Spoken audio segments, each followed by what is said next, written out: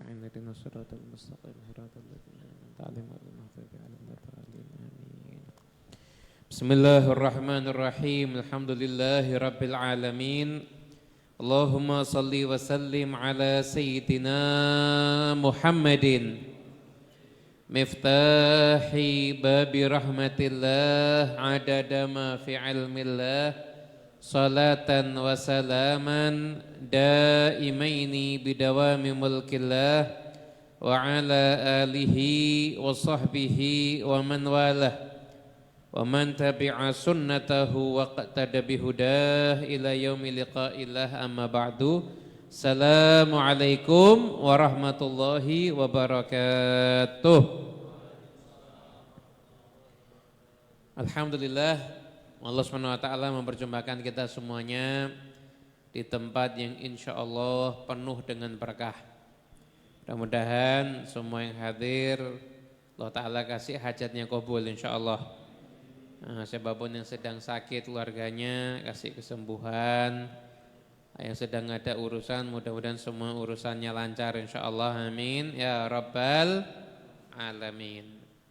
Kita beberapa pertemuan kemarin berbicara tentang bagaimana memilih orang-orang yang ada di sekitar kita. Dan orang yang ada di sekitar kita itu berpengaruh untuk kita semuanya. Bahkan Nabi SAW beliau pernah suatu kali beliau menyampaikan bahwasanya ma balu aqwamin yusalluna ma'ana la yuhsinunat tuhur fa inna ma yulabbisu alaina al-Qur'an ulaik. Ada apa sebagian orang duduk bersama kita tapi dia tidak sempurna, tidak baik di dalam membersihkan dirinya. Bacaan sholatku, Qur'anku itu keliru karena dia. Jadi karena ada orang yang jadi makmumnya Nabi, mungkin toharohnya itu enggak benar, akhirnya mengacaukan bacaannya Rasulullah Sallallahu Alaihi Wasallam. Jadi orang di sekitar itu berpengaruh. Ya mungkin ini bisa secara zahir, ya jelas mungkin dia aromanya kurang sedap, aromanya dia kurang sedap sehingga akhirnya mengacaukan bacaannya Nabi. Tapi jangan lupa, sahabat itu juga berpengaruh bahkan kepada urusan-urusan ma'nawiyah. Lailatul Qadar itu sebetulnya dulu ada pengumumannya. Jadi pernah Nabi SAW itu mau mengumumkan Lailatul Qadar. Ketika Nabi mau mengumumkan Lailatul Qadar, ketika akan ngabari, lihat ada dua orang sahabat lagi berdebat sampai ngangkat suaranya dengan keras. Maka ketika itu informasi Lailatul Qadar diangkat dari Nabi Muhammad, diangkat dari Rasulullah SAW. Artinya kalau gitu orang di sekitar kita ngaruh apa enggak?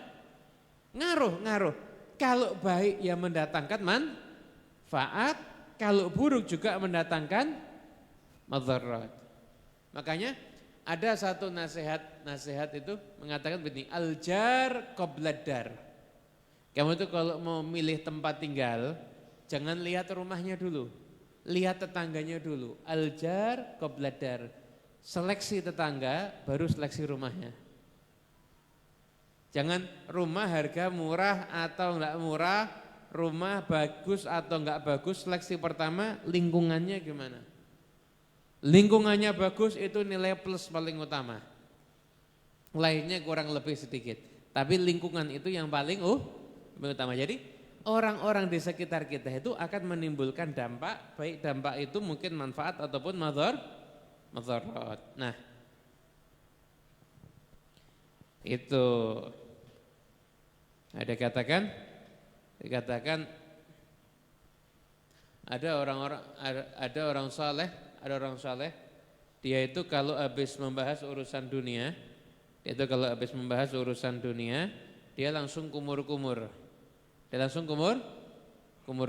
Katanya membahas selain zikir, selain hal yang manfaat, di sisi Allah Ta'ala itu bisa ngotorin mulut, maka aku kumur. Jadi ketika lisan kita bersahabat dengan hal-hal yang di mata Allah itu tidak istimewa, maka lisan kita yang bisa zikir pun jadi kurang keistimewaannya, sehingga akhirnya pun kumur.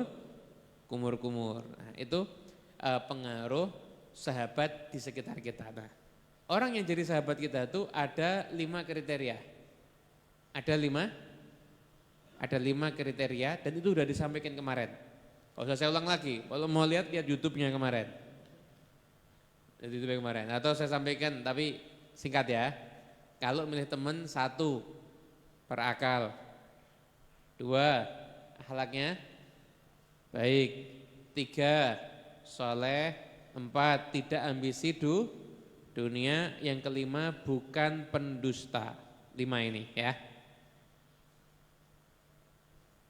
Kemudian setelah itu kalau 5 ini 5 ini langka apa enggak? Langka lah. Imam Ghazali sudah tahu kalau ini langka. Ayo sekarang biar dibaca dulu mau Ustaz.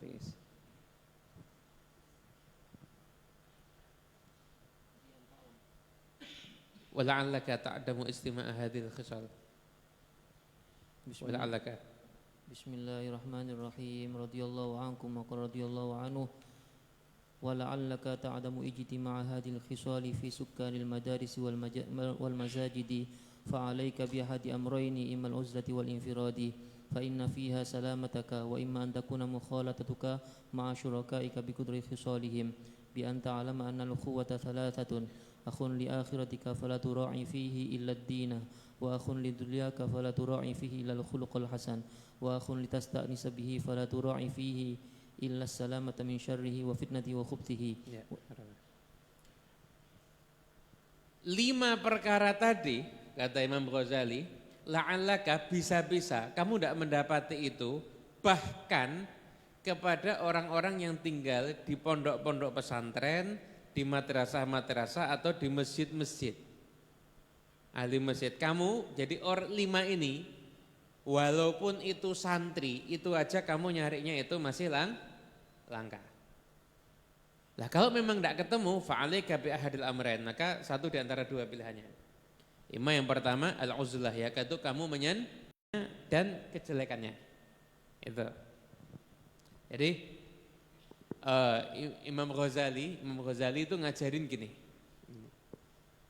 5 kriteria ideal itu langka. Imam Ghazali di zamannya bilang langka. Ini 500 Hijriah, Pak. 500 Hijriah, 900 tahun yang lalu kurang lebih. Itu bilang langka. Lah kira-kira sekarang gimana? Nah, terpenuhi 1 aja itu sudah super langka kalau sekarang, ya kan? 5 ini terpenuhi, ini langka. Zaman Imam Ghazali langka, apalagi zaman kita. Ini standar Imam Ghazali loh. Kalau memang tidak ada, hatta santri yang tinggal di madrasah yang kelihatannya ahli masjid, mungkin juga langka loh. Terus gimana? Ya sudah, kamu menyendiri, tidak usah kumpul orang. Keluarnya cuma sholat jamaah, sholat Jumat, kerja yang penting-penting tok. Terus lainnya kamu di rumah. Ada yang bisa begini itu, ada yang bisa, malah mungkin ada yang menikmati. Ada yang tidak bisa, tidak bisa. Saya harus kumpul. Harus ini ngingok Pak Ade, ngingok Pak Lek, ngingok Bude, Bule, ngingok ini kerjaan, ketemu orang, ngelobi ini, urusan nawarkan dagangan, tidak bisa. Ya sudah, kamu harus tahu. Saudaramu atau orang yang akan kamu ajak kumpul itu ada 3 macam. Ada 3 macam. Pertama, saudara untuk akhiratmu. Maka perhatikan, ini orang, saya urusannya sama dia itu untuk akhirat. Artinya apa? Ini orang untuk urusan akhirat kita. Agamanya bagus enggak gitu. Yang kedua, ini orang untuk dunia kita, kerja bareng muamalah. Berarti akhlaknya. Yang ketiga, untuk kita bersenang-senang. Yang penting selamat dari keburukannya dia. Itu kriteria kita menempatkan diri ketika kita bermuamalah dengan masyarakat. Wannasu thalathatu. Bismillahirrahmanirrahim. Wannasu thalathatun ahaduha mathaluhu mathalul ghidai لا يستغنى عنه والآخر مثل الدواء يحتاج إليه في وقت دون وقت والآخر مثل الداء لا يحتاج إليه قط ولكن العبد قد يبتلى به وهو الذي لا أنس فيه ولا نفع فتجب مدارته إلى الخلاص منه. Barokah. Nanti selanjutnya untuk yang ketiga. Kemudian perhatikan, manusia itu ada 3 macam. Manusia itu ada tiga macam. Yang pertama, mathaluhu ghidha, yaitu manusia yang diperumpamakan seperti makanan pokok. Seperti makanan pokok, ya tidak bisa kita lepas dari dia. Kita tidak bisa lepas dari dia ini. Ini manusia diperumpamakan seperti makanan pokok. Ada manusia itu seperti obat. Diperlukan di waktu tertentu tapi tidak diperlukan di waktu yang lain. Kamu kalau flu, minum obat flu kan? Sampai sembuh apa seterusnya? Sampai sembuh, kalau sudah sembuh berhenti. Kalau sudah sembuh ganti obat batuk, Beb. Karena habis pilek terus batuk. Ya enggak, ini flu selesai. Kalau sudah sembuh kan? Selesai kan? Nah, ada orang kayak obat hanya dipakai seperlunya. Ada orang kayak penyakit sama sekali tidak diperlukan. Jadi manusia itu ada 3 macam. Ini walaupun Imam Ghazali bicara 900 tahun yang lalu, tapi masih relevan dengan kehidupan kita zaman sekarang. Walaupun zaman sekarang mungkin penyakit yang lebih banyak. Yang pertama itu manusia seperti makanan pokok. Artinya kita tidak bisa lepas dari dia. Ini kita perlu seperti makanan pokok. Siapa sih mereka itu? Guru yang ngajak kita untuk mendidik kita kepada kebaikan. Perlu. Dengarkan nasihatnya. Kemudian setelah itu mengikuti ajarannya. Terus perlu. Atau sahabat, tapi sahabat yang baik. Sahabat yang ngajak kita semakin dekat sama Allah. Sahabat yang ngajak kita semakin jadi orang yang taat sama Allah. Sahabat yang berani ngingetin kita. Kamu jangan gini, kamu salah, yang benar tuh begini. Nah, sahabat yang membela kita, menunjukkan kepedulian kita dengan hartanya, dengan apapun yang bisa dia perbantukan untuk kita. Ada sahabat yang seperti ini istimewa ini. Nah, itu ibaratnya seperti makanan pokok. Kita tidak bisa terlepas dari dia. Kita harus dekat dengan dia. Jadi pada intinya orang yang kehadirannya bermanfaat untuk agama dan dunia kita.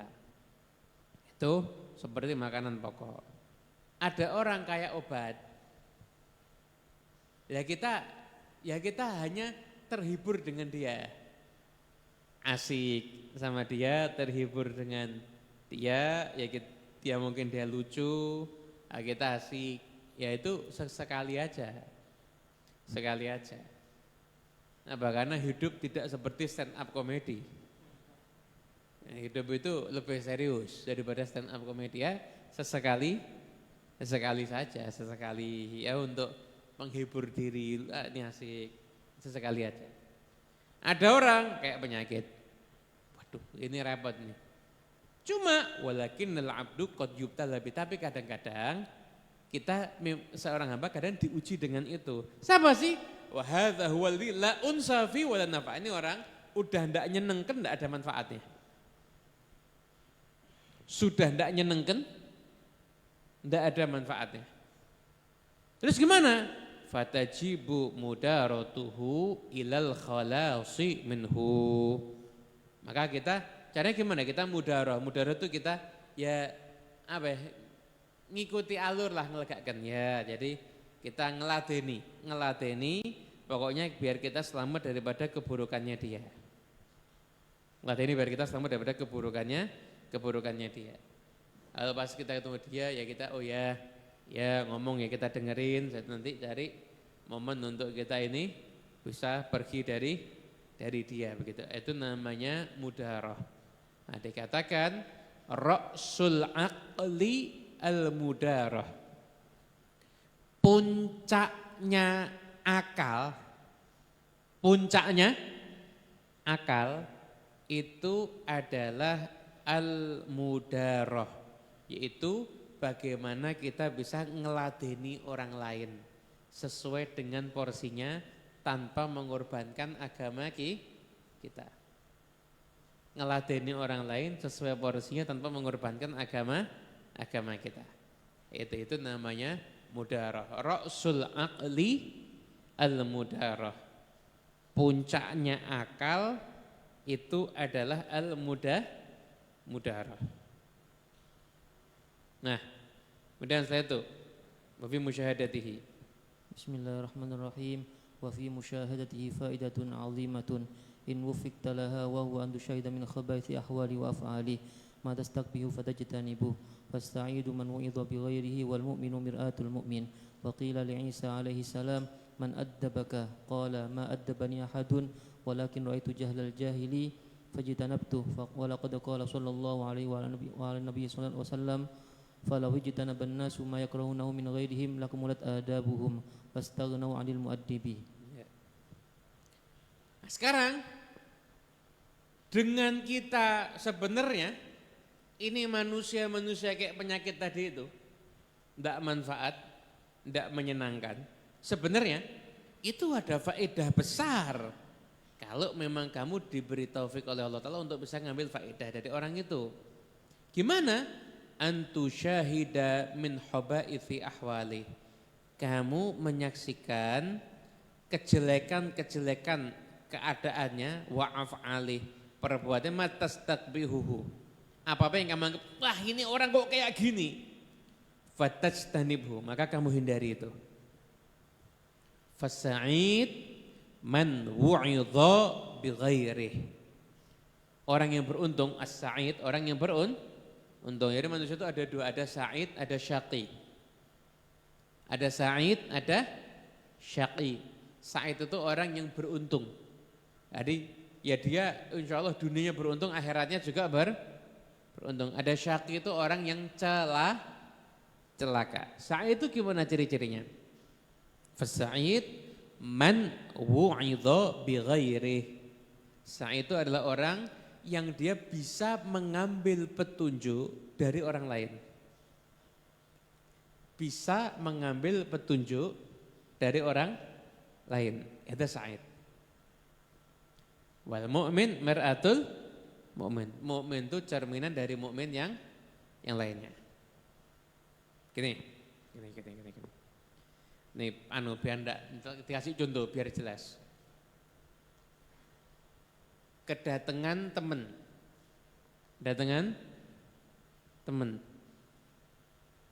Tiba-tiba dia ngomong, nyeritakan diri terus, saya. Dengernya nyaman apa enggak? Enggak nyaman kan? Kamu kan enggak nyaman dengan perbuatan itu, betul enggak? Kamu jangan berbuat gitu. Kenapa? Kalau kamu enggak nyaman dengan perbuatan itu, jangan nanti kamu ketemu orang lain, kamu juga cerita saya, orang lain juga enggak nyaman dengan perbuatanmu itu. Paham? Artinya kita bisa mengambil pelajaran daripada perilakunya orang lain. Ngerti ya? Nah, itu as-sa'id man wa'idha bi ghairi. Kamu punya teman, misalkan orangnya suka motong orang bicara. Jadi bentar itu enggak gitu. Kalau gitu. Jadi saya habis dari mana? Oh, saya juga pernah. Jadi kamu jawab, itu ada nasi goreng. Jangan nasi goreng itu di situ ada. Setiap kamu ngomong dipotong terus pembicaraanmu. Nyaman enggak? Nah, kamu juga jangan gitu. Kamu juga jangan begitu. Ada lawan bicara kita misalkan merendahkan kita. Misalkan ya bahasanya, itu rumahmu kok gini ya? Itu enggak bisa dibenerin memangnya. Atau memang dibenerin jelek gitu, biar dibenerin jelek gitu. Itu didengar enak enggak? Nah kita juga jangan ngomong gitu sama orang lain. Ibu misalkan, kondangan ini kok bajunya begini ya kalau kondangan ya. Kalau ini kalau misalkan gitu, kalau kamu tidak senang ya kamu juga jangan gitu kan orang lain. Fasa'id man wa'idha bi ghairi. Orang yang sa'id itu adalah orang yang dia bisa mengambil pelajaran dari orang lain. Dari orang lain. Wal mu'min mir'atul mu'min. Nabi Isa alaihissalam ditanya. Nabi Isa itu di zamannya terkenal, beliau tuh orangnya soleh, orangnya baik, terkenal bijaksana. Ditanya, man adabak? Wahai Nabi Isa, yang ngajarin kamu siapa? Maka kata Nabi Isa, ma adabani ahadun. Aku enggak diajari sama siapa-siapa. Loh, tapi ra'aitu jahlal jahil fajtanabtuhu. Aku ini cuma ngeliati loh kelakuannya orang-orang dungu-dungu itu, bodoh-bodoh itu tak perhatikan. Terus aku, oh ini kelakuan orang bodoh, tak hindari. Ini kelakuan tidak bagus, tak hindari. Kelakuan jelek, tak hindari. Itu aja. Dari situ aku belajar adab. Nah, betul sekali apa yang disampaikan sama Nabi Isa. Falau ijtanaban nasu ma yakrahunahu min ghairihim. Kalau seandainya manusia ini sudah gampang banget ini menghindari perilaku yang tidak dia suka dari orang lain. Itu aja.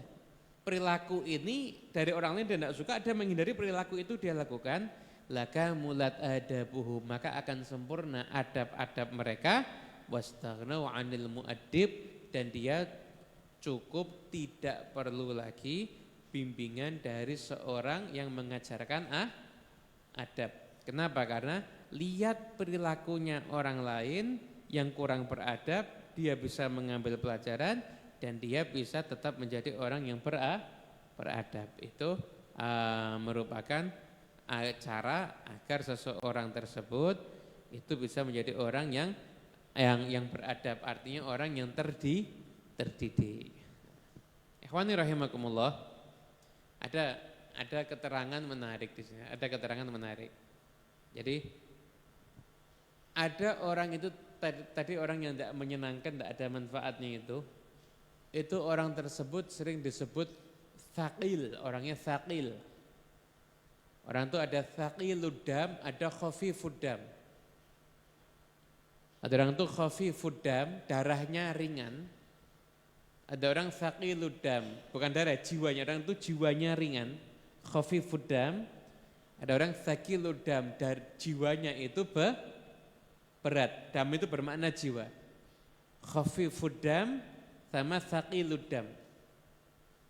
Ada orang itu khafifud dam, menyenangkan. Begitu kita lihat orangnya itu udah ketawa terus. Orang ini kita lihat, wah duduk sama dia langsung hati senang. Itu khafifud dam. Ada thaqilud dam. Thaqilud dam itu dia diem di dekat kita kesel. Dia diem, belum ngomong loh, baru datang, lihat dia, kita sudah, aduh capek udah. Sekarang gini, saya mau nanya tapi jawab jujur, kalau perlu angkat tangan. Saya juga mau angkat tangan, kalau saya pernah enggak ketemu sama orang yang orang itu belum ngomong, tapi jujur loh ya, kalau enggak usah angkat tangan. Kalau ya angkat tangan. Pernah enggak ketemu orang yang orang itu baru datang, kita udah rasa kayak aduh kayak capek. Padahal baru datang, belum ngomong, belum ngapa-ngapain. Pernah apa enggak? Oh, pernah ya? Pernah, alhamdulillah. Nah, karena kalau Anda tidak pernah, dikhawatirkan Anda termasuk orang yang begitu. Enggak, bercanda udah. Tapi pernah ya, berarti wajar ya. Saya pernah mikir, jadi saya tuh tadi dari bainal maghrib wal isya hampir enggak keluar dari kamar hanya untuk mempelajari tentang ini. Jadi kalau saya tuh tadi memikir, kalau cuma saya tok yang pernah merasakan gini, berarti saya yang tidak normal. Tapi kalau ternyata kita semua juga rata-rata pernah hari ketemu orang, waduh, ini tidak ngomong, orang ini tidak ngomong, baru datang, sudah kesel kita. Nah, itu namanya thaqil. Namanya thaqil. Orang thaqil itu sampai Imam As-Suyuti. Imam As-Suyuti yang ngarang tafsir Jalalain loh. Yang top. Itu membuat kitab judulnya apa? Tuhfatun Nubala bi akhbarits Thuqala. Kisah yang berisi tentang cerita-cerita tentang orang yang thaqil, orang yang thuqala dari masa ke masa. Ada, ini orang manusia begini ini ada. Mungkin dianya itu enggak salah. Tapi memang dia itu sudah cetakannya gitu. Mungkin cetakannya gitu. Walaupun di kita Imam As-Suyuti itu beliau mengatakan gini. Ats-tsaqil orang ats-tsaqil itu memang sebabnya bisa jadi macam-macam, tapi ya ada kemungkinan juga memang orang itu dia tidak salah. Jadi biar kita enggak suudon sama orang lain gitu loh. Jadi memang ada orang yang memang kondisinya itu memberatkan untuk orang lain. Padahal enggak ngomong, enggak apa, baru duduk, datang lihat muka. Sudah capeknya luar biasa. Kok menjiwai banget bebas, soalnya berapa kali ketemu soalnya. Paham ya? Itu Imam Asy'uti sampai membuat kitabnya. Dan orang-orang gini itu mesti mereka ada kelakuannya yang tidak membuat orang lain, menjadikan orang lain itu tidak nyaman, tapi mereka menganggap itu istimewa. Jadi orang itu tidak senang, tapi dianggap ini hebat. Orang ats-tsaqil ini sudah ada bahkan dari zaman Nabi Muhammad SAW. Bahkan ada ayat turun untuk nasihatin thuqala. Orang-orang yang tsaqil ini. Tsaqilud dam. Kalau khafifud dam itu ringan jiwanya, tsaqilud dam itu berat jiwanya. Wong-wong abot gitu aja ya. Wongnya abot iki. Abot itu ya ini tadi itu mungkin ya. Nah, jadi itu pernah Nabi SAW itu sampai ada ayatnya kok. Mudah-mudahan dicari langsung ketemu.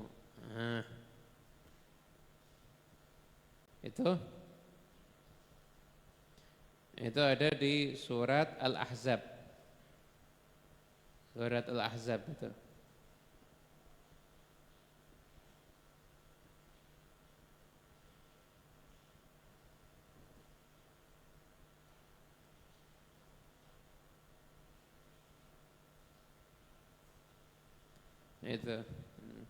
Itu jadi Nabi SAW pernah ngundang orang-orang untuk makan di rumah Nabi. Jadi Nabi SAW itu habis nikah dengan istri beliau Ummul Mukminin, ibu kita semua Sayyidah Zainab.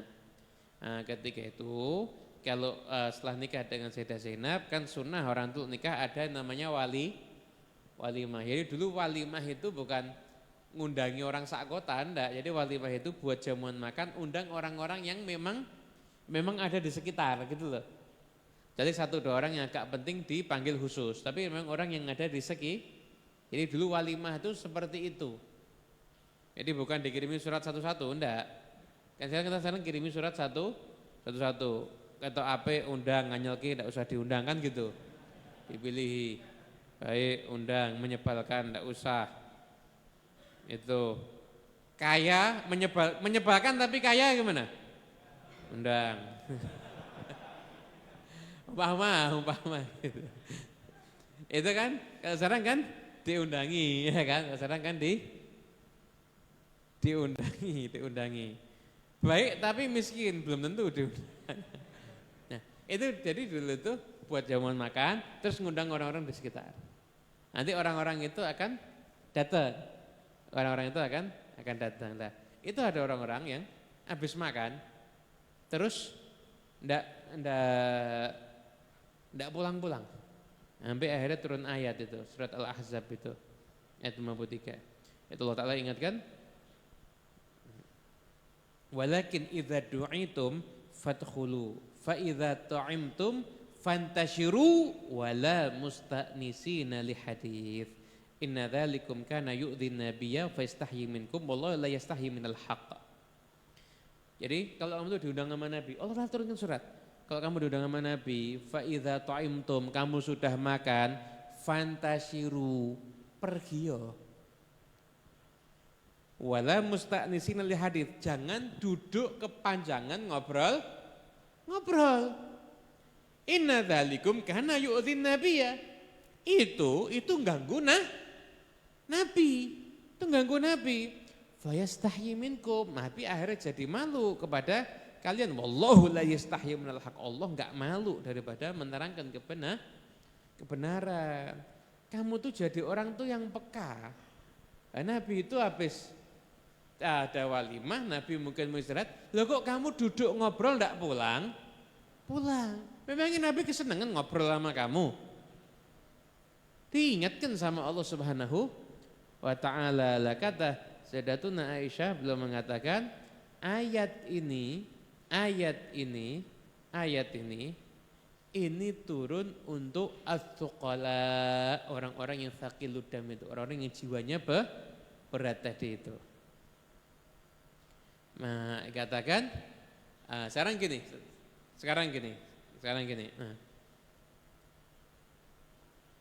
Man khaufa ayyathqula lam yathqul. Orang itu kalau masih punya rasa kepekaan, maka dia bukan sakil. Orang itu masih mikir, enggak enak, takut ganggu. Nanti takut kepanjangan. Nanti takut ini. Sebentar aja, keperluannya diselesaikan saja. Ngomongnya diatur, jangan sampai menyakiti hatinya orang lain. Perilakunya itu diatur, jangan sampai saya menjadi penyebab orang lain itu sakit hati. Orang sakil, kalau orang seperti itu, orang yang sakil seperti itu, orang yang takut dia itu memberatkan orang lain, itu bukan sakiludan. Tapi orang yang berpikir dimanapun saya berada pasti itu menyenangkan, ini berat. Ini hati-hati. Ini. Ini untung ada saya ini. Padahal kalau tidak ada dia orangnya mau sujud syukur. Untung ada saya itu, misalkan gitu. Ini hati-hati yang model gini. Sakiludah masa.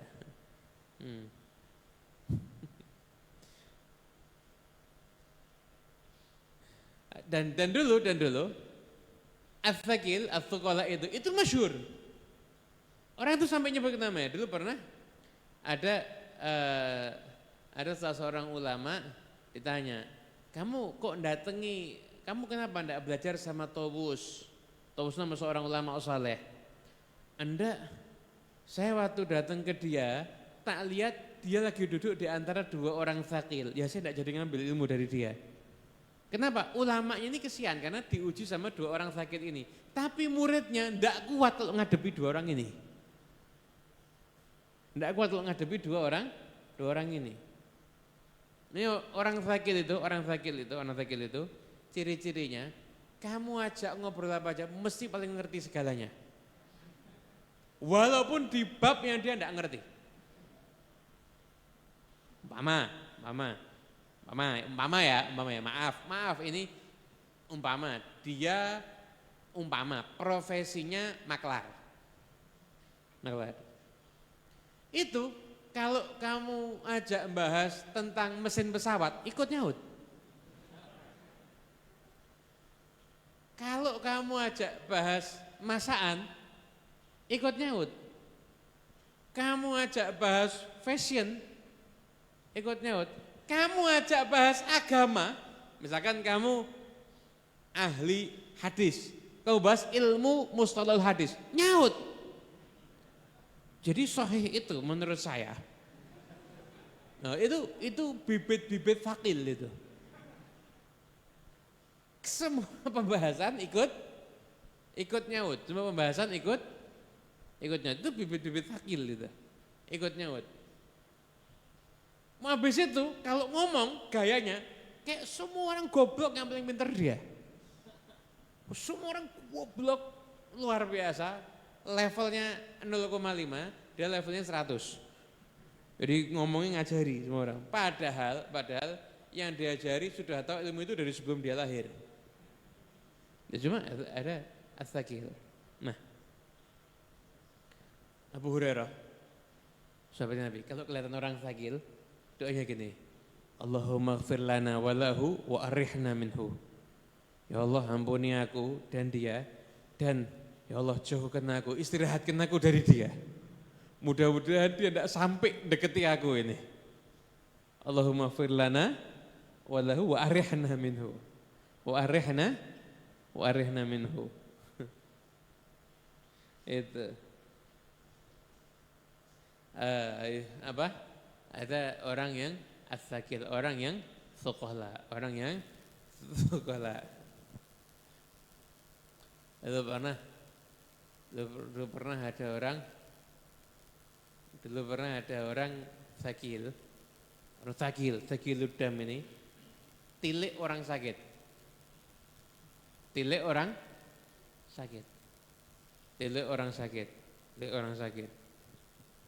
Ketika datang tilik orang sakit, duduk lama tidak pulang-pulang. Pulang-pulang. Terakhir sudah lama, terus dia tanya sama sakit, kamu selama sakit ini, yang paling berat yang kamu rasakan itu apa? Jawabnya sakit, diteliti kamu itu yang paling berat. Dari semua sakit yang paling berat atau diteliti kamu? Ini yang paling berat dari semua sakitku ini. Yang paling berat.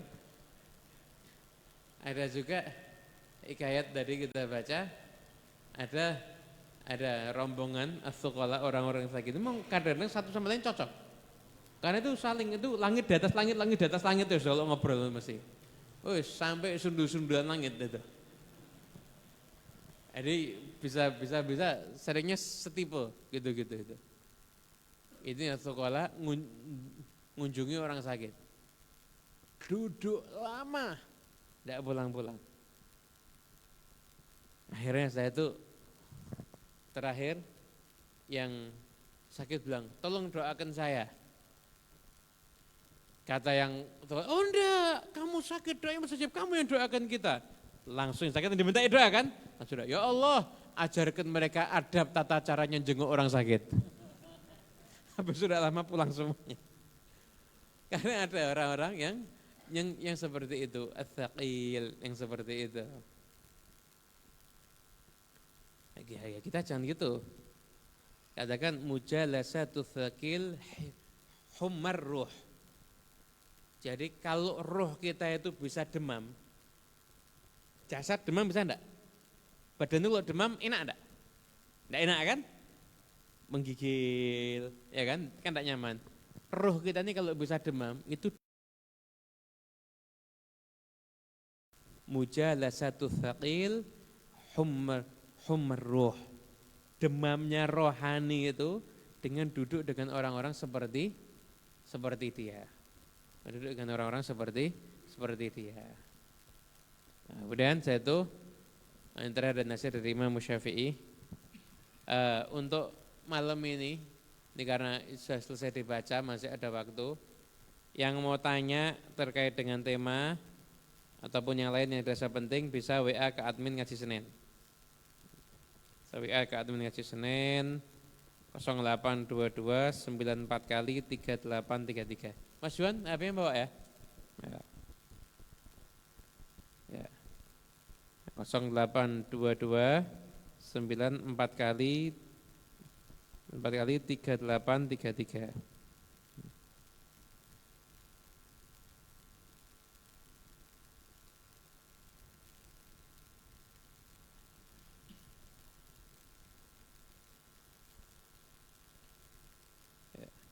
Ini sambil kita lanjutkan.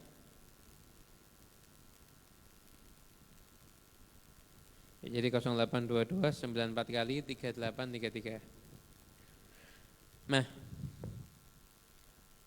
Imam Syafi'i beliau berkata begini. Inni idza jalasa ilayya thaqil astathqilul janib alladhi yalihi min badani. Aku ini kalau duduk ini orang athaqil ini datang sama aku, maka badanku yang dekatnya dia itu rasa beratnya itu luar biasa. Sampai ada ulama ditanya, ada satu ulama itu kalau orang sakil datang dia melantunkan syair, tapi syairnya itu sindiran. Sindirannya jadi seakan-akan syairnya gini, ngangkat gajah itu masih enteng, lebih berat ngangkat teman dudukku ini. Jadi syairnya itu sindiran. Ada orang as-saqil, ada orang as-saqil gitu.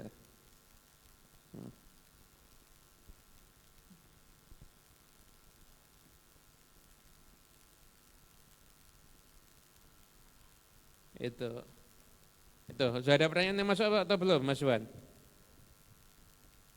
Apa untuk di grup ngaji Senin di share ini aja, di share dari kan enggak ada ini kan, enggak ada apa, enggak masuk di channel Ustaz Muhammad kan, belum masuk channel Ustaz Muhammad kan? Sudah masuk channel Ustaz Muhammad? Apa? Masa banyak komen, ada.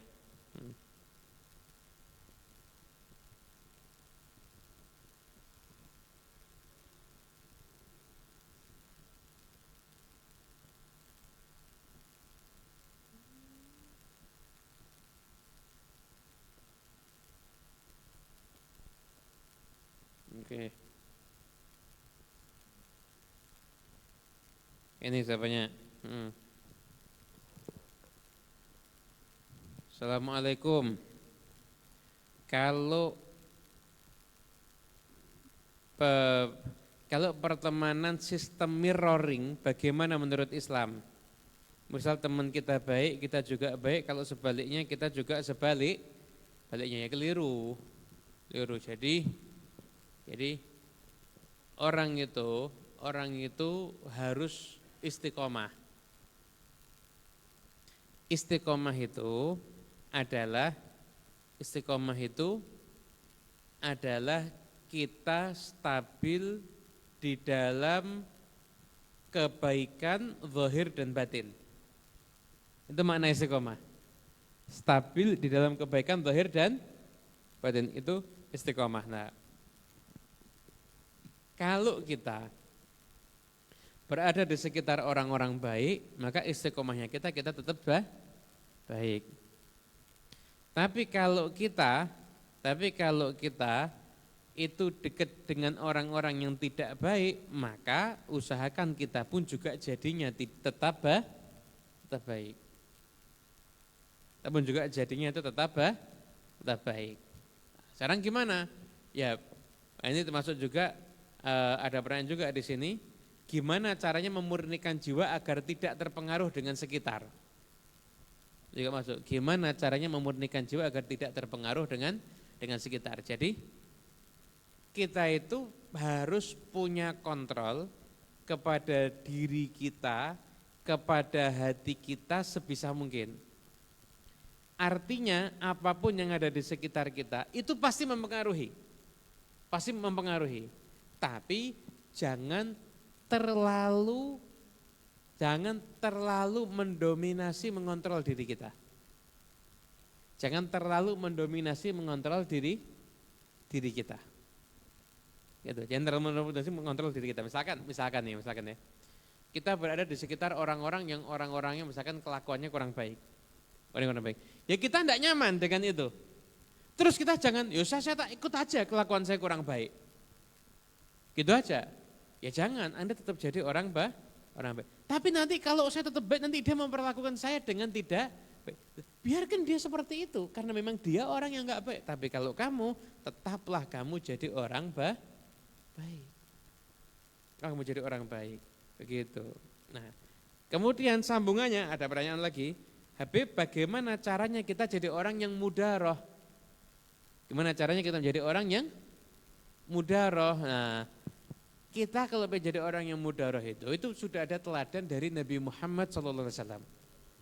Rasulullah SAW, beliau itu kedatangan orang. Orang ini Nabi tidak nyaman. Nabi kedatangan orang ini, Nabi mengatakan bi'sa akhul ashirah. Aduh, ini orang yang nggak menyenangkan, orang nggak baik ini. Tapi ketika ketemu Nabi SAW kemudian menyampaikan kata kalimat-kalimat yang lembut, ramah, sopan, setelah itu kalimatnya halus. Nah, selesai dari pertemuan itu Siti Aisyah tanya sama Rasulullah, ya Rasulullah, kamu tadi bilang katanya ini orang nggak baik, tapi kok kamu malah berlemah lembut kepada dia? Aisyah, paling buruknya orang itu orang yang masyarakat menjauh dari dia karena keburukannya. Paling buruknya orang itu adalah orang yang masyarakat menjauh dari dia karena keburukannya. Itu orang yang paling nggak baik lah. Kalau maksudnya apa? Kalau dia itu sudah buruk lah, kalau Nabi juga ikut-ikutan memperlakukan dengan buruk, akhirnya dia jauh dari Nabi, kan berarti sama dong levelnya. Lah kita ini harus punya standar level kita tuh harus standar level kebaikan. Mau sekitar kita seperti apapun, tetap kita istiqomah di jalur-jalur kebaikan. Misalkan nih, kamu yang laki-laki ini anak-anak muda, kamu ikut masuk tim sepak bola. Rata-rata yang main celana di atas lutut itu kan membuka aurat. Semuanya seperti itu, tapi kamu tetap pakai celana yang daleman itu, yang ketat itu kemudian sampai menutup lutut, satu baru kamu pakai celana. Walaupun yang lainnya membuka aurat, tetap kamu nggak mau buka aurat. Itu namanya istiqomah. Jadi lingkungan sekitar itu tidak bisa mewarnai kamu. Justru keistiqomahan kamu insya Allah nanti bisa mewarnai lingkungan yang ada di sekitar kamu. Itu namanya mudaroh itu seperti itu. Tapi tetap main, tetap ini. Kamu tidak usah bahas, haram, dosa, tidak usah gitu. Itu bukan cara dakwah.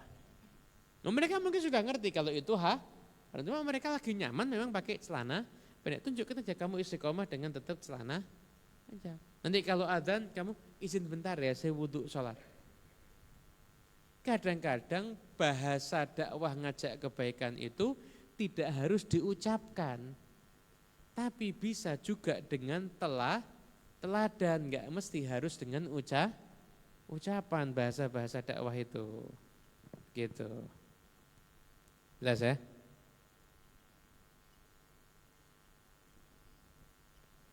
Oke. Kemudian yang berikutnya, pertanyaan sudah banyak pertanyaan ini. Pertanyaan ke 082294 kali 3833 admin ngaji Senin.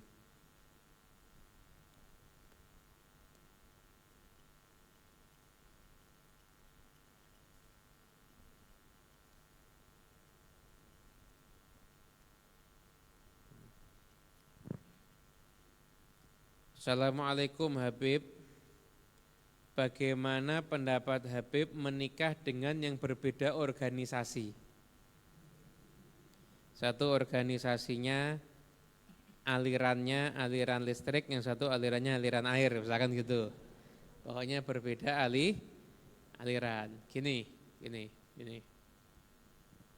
Ini mungkin akan banyak ditanyakan dan mungkin ini karena ini urusan pernikahan, jadi mungkin urgent untuk segera dijawab.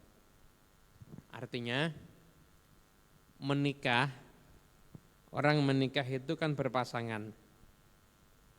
Maka dia itu akan tinggal bersama. Dia akan tinggal bersama, dia akan hidup bersama. Dia akan tinggal bersama, dia akan hidup bersama, kemudian dia juga akan mendidik anak juga bersama. Di sini disebut nama organisasinya, cuma nggak akan saya sebut, tak boleh menyebut nama organisasi di sini. Nah, sekarang kalau misalkan kita ini mau menikah, ini ada pembahasan kalau mau menikah dan kalau sudah terlanjur menikah. Kalau mau menikah, maka sebelum melaksanakan ke jenjang pernikahan, maka sepakati dulu. Maka sepakati dulu. Gimana nanti hidupnya kita, caranya apa? Kemudian bagi yang laki ya, kamu mau ndak hidup pakai caraku? Jadi jangan, mohon maaf, jangan awalnya ndak apa-apa, kita beda aliran, tapi nanti setelah nikah jadinya geger, itu nggak bagus. Apa-apa dibicarakan di depan. Ini kalau belum menikah ya, kalau belum menikah. Kamu mau ndak hidup pakai caraku? Kamu mau ndak hidup pakai caraku? Kamu ndak hidup pakai caraku seperti ini dan sebagainya, pakai cara seperti ini. Oh ya mau ini itu, bisa ndak? Bisa. Udah, bismillah. Oh saya ndak bisa. Kenapa? Misalkan ya, perempuan, ya kamu yang laki, kamu kan suka ziarah kubur. Itu bagi saya syirik. Itu kamu sama aja minta ke kuburan, bagi saya kamu syirik. Tidak bisa saya tinggal sama orang syirik. Jangan nikah. Jangan nikah. Bah, nanti akhirnya syirik-syirikan di rumah. Jangan nikah. Kalau sudah mau menikah. Kalau sudah terlanjur menikah gimana?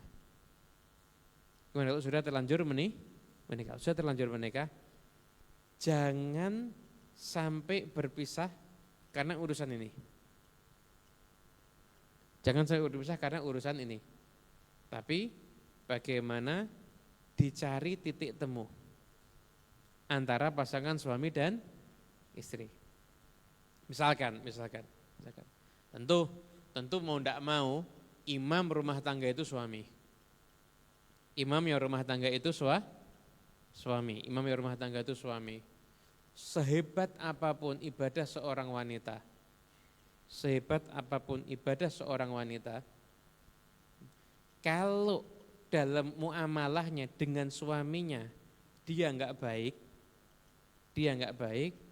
maka ibadahnya semuanya nilainya sia-sia. Karena bagi wanita ridho terpenting itu setelah Allah dan Rasulnya itu ridhonya suami. Itu mutlak. Jadi kalau Anda dengar ada ustadz tidak seperti ini bicaranya atau ustadzah beda-beda, itu keliru. Karena bagi wanita itu masuk surganya itu kalau dapat ridho suaminya.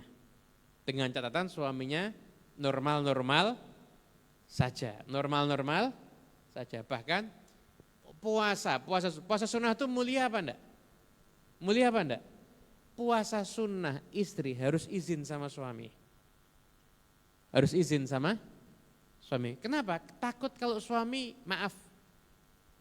ada hajat kepengin sama istrinya. Paham maksudnya ya? Usah dicetakkan ya. Ada hajat kepengin sama istrinya.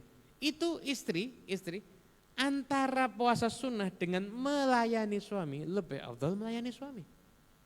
Anda mau cari di kitab agama, model manapun juga, tetap itu jawabannya. Mazhab apapun juga, tetap itu jawabannya.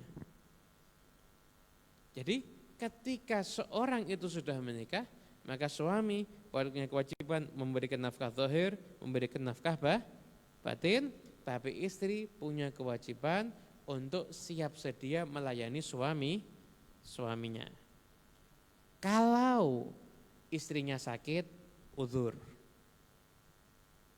Kalau istrinya menstruasi, uzur. Sekarang maaf. Kalau lagi ndak mood, bukan uzur. Itu bukan uzur. Gimana caranya dipaksa moodnya agar kamu punya mood untuk menggembirakan suami kamu, itu yang paling afdal. Baik, di sini bisa dipahami? Jelas ya? Nah, terkait dengan organisasi gimana? Ya sudah, yang namanya ajaran Ahlus Sunnah wal Jamaah. Karena tingkat pemahaman ini beda organisasi ini kadang-kadang memang organisasi ini kadang-kadang pemahamannya macam-macam. Misalkan kamu seorang suami dan kamu akidahmu Ahlus Sunnah wal Jamaah. Aqidamu ahlus sunnah wal jamaah. Kemudian istrinya tanya, kok maulid kenapa? Suami bisa enggak menjelaskan? Bisa enggak suami untuk menjelaskan? Kalau suaminya bisa untuk menjelaskan, maka suami menjelaskan. Silahkan suaminya itu untuk menjelaskan. Tapi kalau suami tidak bisa menjelaskan, silahkan suaminya, ayo saya ajak kepada orang yang ngerti yang bisa untuk menjelaskan. Jadi kalau memang suami itu menjadi imam dalam rumah tangga, ketika istri bertanya amalanmu itu dalilnya mana, maka seorang suami itu harus bisa menjelaskan. Kenapa? Sebagai perwujud pertanggungjawaban bahwasanya suami adalah seorang imam, sehingga apa yang dia lakukan maka dia bisa mempertanggungjawabkan. Walaupun kalau dia tidak bisa menjelaskan, dia bisa ngajak istrinya kepada orang yang bisa menjelaskan. Cari orang yang pinter, yang jadi orang seadanya nanti. Cari orang yang pinter. Jadi kalau seadanya tanyai macam-macam, dia bisa jawab. Dia bisa jawab. Dan aqidah ahlus sunnah wal jamaah ini, alhamdulillah, akidah yang paling logis. Akidah yang paling logis. Akidah yang paling logis. Apa yang dipermasalahkan? Misalkan, kenapa kok mengikuti mazhabnya Imam Abul Hasan al-Asy'ari atau pengikut Asy'ariyah? Nah, sekarang ini muncul akun-akun anonim. Itu banyak menyerang paham-paham Ahlus Sunnah wal Jamaah. Dia ngata-ngatain, itu pengikut Asy'ariyah sesat. Loh, kamu tahu enggak pengikutnya Abul Hasan al-Asy'ari, Asy'ariyah itu siapa aja di antara umat ini? Orang-orang hebat semuanya.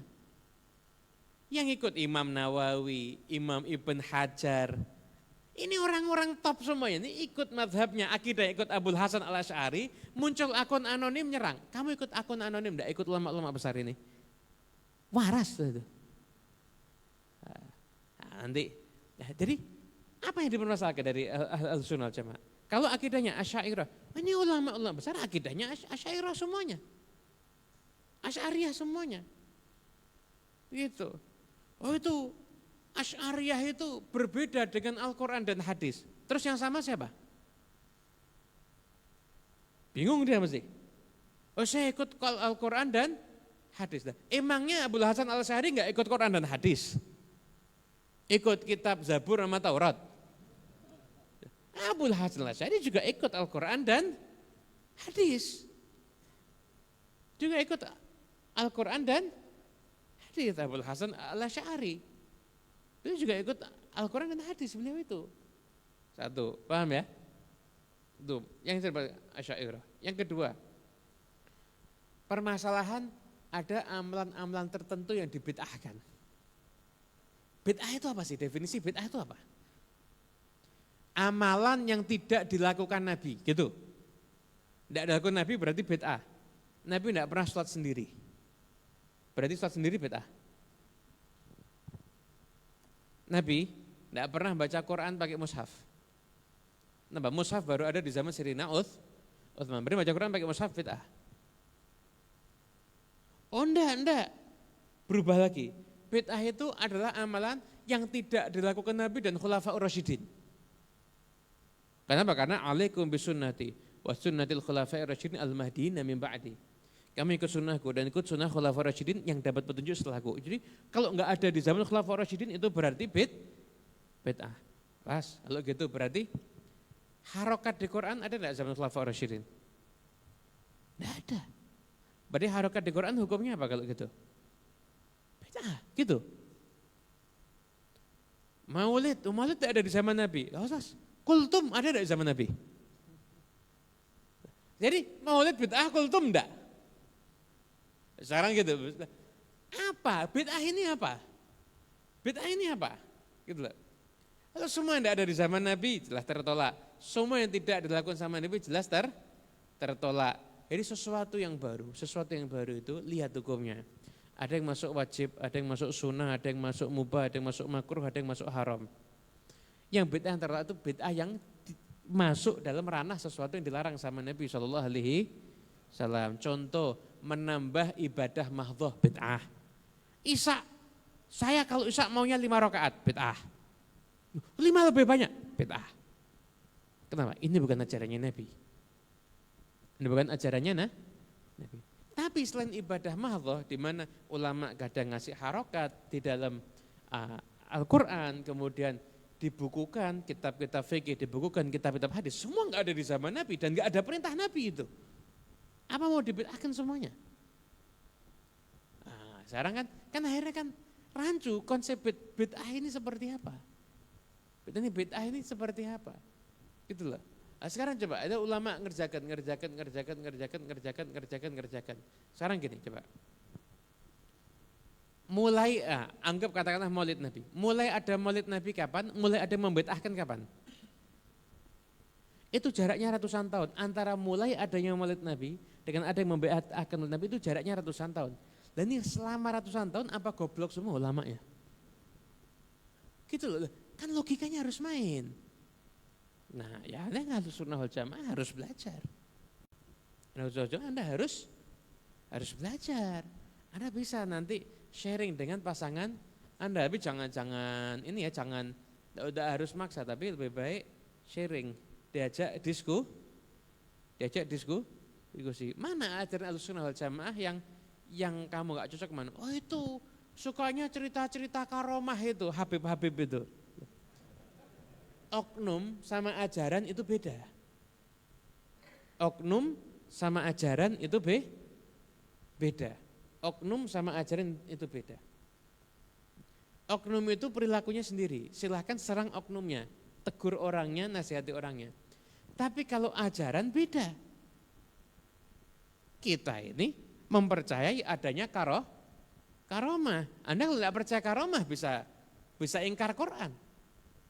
Siti Maryam hamil, padahal tidak disentuh sama laki-laki. Apa mukjizatnya Nabi? Itu bukan Nabi kok perempuan, itu namanya apa? Karomah. Pohon kurma digoyangkan gini aja turun. Namanya apa? Karomah. Quran cerita karomah. Turun makanan dari Allah untuk Siti Maryam. Namanya apa? Karomah. Ashabul Kahfi tidur sekian ratus tahun. Namanya apa? Karomah. Nabi Sulaiman ketika itu siapa yang bisa memindahkan istananya Balqis? Kata Ifrit, ana atika bihi qabla an takuma min maqamik. Kata Ifrit rajanya jin. Aku datangkan sebelum kau sempat berdiri dari tempat dudukmu. Kata Ifrit. Setelah itu kata ada lagi waqala allazi indahu ilmun minal kitab. Orang yang punya ilmu dari kitab. Alim ini Asif bin Barkhaya. Ana atika bihi qabla ayyartadda ilaika torfuk. Aku datangin singgasananya Balqis sebelum engkau sempat mengedipkan mata. Siapa itu? Karomah apa bukan itu? Diceritakan dalam Al-Quran, itu bukan Nabi. Itu yang minta Nabi Sulaiman, tapi itu karomah dari orang yang punya ilmu. Artinya perilaku oknum sendiri, ajaran itu sendiri. Maka ada yang Ahlus Sunnah wal Jamaah. Sekarang muncul akun-akun anonim macam-macam. Anda mulai Anda harus belajar lagi. Anda harus pelajari lagi tentang akidah Ahlus Sunnah wal Jamaah. Bahkan saya yang tidak tahu hukum ini, tanyakan, tidak ada masalah. Bahkan boleh nih jamaah ngaji Senin. Silakan kalau ada permasalahan Ahlus Sunnah wal Jamaah yang Anda belum ngerti, yang Anda masih ragu, silahkan WA ke admin. Admin minta tolong nanti, tapi kalau bisa jangan mepet-mepet ya. Admin minta tolong nanti dijelaskan tentang ini. Saya akan jelaskan semuanya. Kita akan buktikan Ahlus Sunnah segudang dalil. Ahlus Sunnah segudang dalil. Ahlus Sunnah wal Jamaah. Insyaallah itu. Jadi kalau sudah terlanjur, panjang ini akhirnya jawabannya. Kalau sudah terlanjur menikah jangan berpisah karena beda organisasi. Kenapa? Apalagi sudah ada anak, mungkin ada anak 2, anak 3, anak 4. Sudah tua-tua kok beda organisasi kemudian pisah. Yang suami jangan, kamu harus ikut saya, kalau gak ikut saya kamu saya ceraikan. Jangan maksa. Yang istri juga sekalipun beda sama suami jangan su'ul adab. Tapi ayo dua-duanya suami dan istri sama-sama belajar. Nanti insya Allah biar Allah Ta'ala diberikan jalan untuk bisa mendapatkan akidah jalan yang benar, belajar dan doa sama-sama. Jadi jangan berpisah kalau sudah terlanjur menikah. Wallahu a'lam bishawab. Cukup dah pertanyaannya panjang ternyata.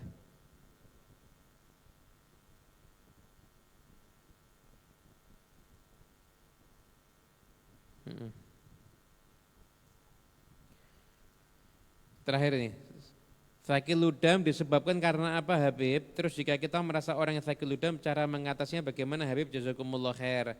Ulama mengatakan kalau kamu merasa dirimu sakit ludam berarti kamu bukan sakit ludam. Jadi jawabannya kalau kamu khawatir kamu ini sakit ludam berarti kamu bukan sakit ludam. Ini tadi ada di sini. Idza alima sakil annahu sakil falisa bisakil. Kalau kamu merasa nih, jajan aku sakit ludam ya, merasa gitu ya, kamu bukan sakit ludam berarti. Jadi untuk penanya insya Allah Anda aman. Karena datanya gini insya Allah Anda aman. Tapi mungkin ada keterangan tuh di kitab Imam Asyuti kadang-kadang sakit ludam itu disebabkan bisa jadi kalau memang ada penyebabnya mukhalafatu amrillah.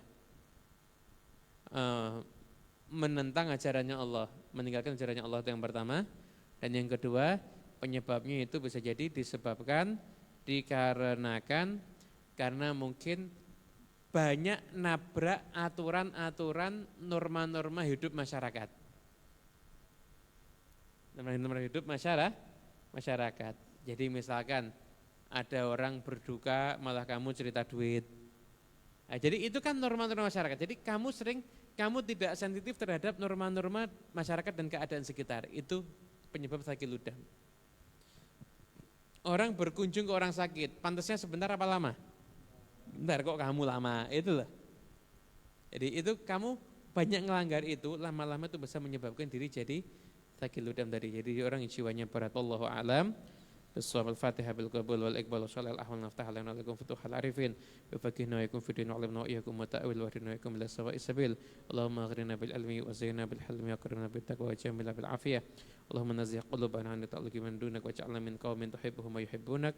Sallallahu alaihi wa sallam alamin bisirril Fatihah.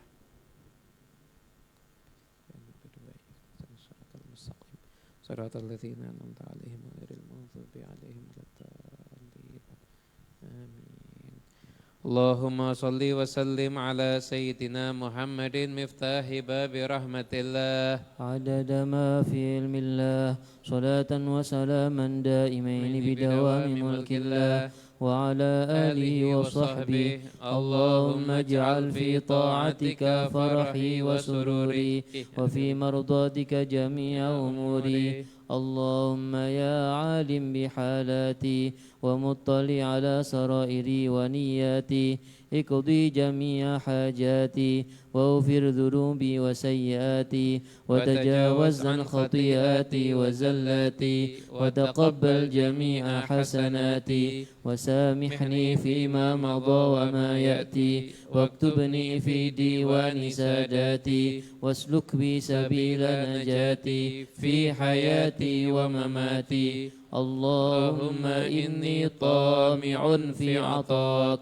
راغب في رضاك مستسلم لقضاك فاكتبني من أولياك واسلك بي سبيل هداك وألحقني بأصفياك وصلى الله على سيدنا محمد صلى الله عليه وسلم. Alhamdulillah rabbil alamin. Wa'afu minkum, insyaallah kita lanjut lagi di Senin yang akan datang. Yang ada hajat sama kita nanti dan tersatu isi ke rumah belakangnya. Wa'afu minkum. Assalamualaikum warahmatullahi wabarakatuh.